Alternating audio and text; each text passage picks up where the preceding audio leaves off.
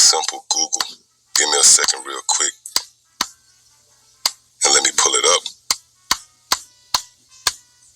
Siege.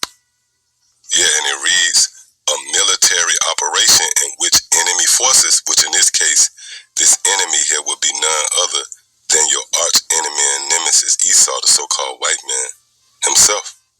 See, it says surround a town or building, cutting off essential supplies. And this is what we're witnessing right now. The scarcity of resources is really engineered by the so-called white man. See? Your essential supplies is going to be compromised from these power outages to food shortages. See? It says with the aim of compelling the surrender of those inside, which when you go into that word compel in the Greek, it translates to threatening, all right, or threats.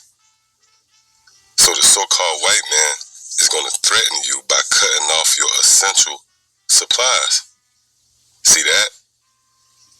Which this is not a new idea, and certainly nothing you should marvel at, especially those of you who have a feel for history.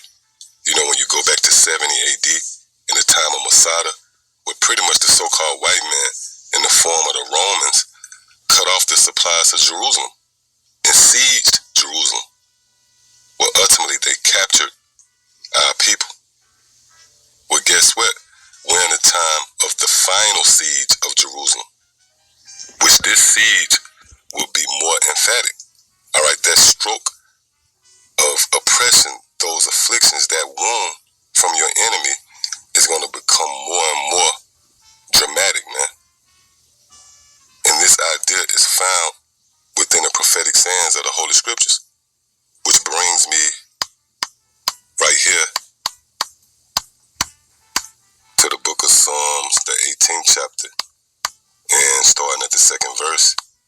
It reads, the Lord is my rock and my fortress and my deliverer, my power, my strength, in whom I will trust, my buckler and the horn of my salvation,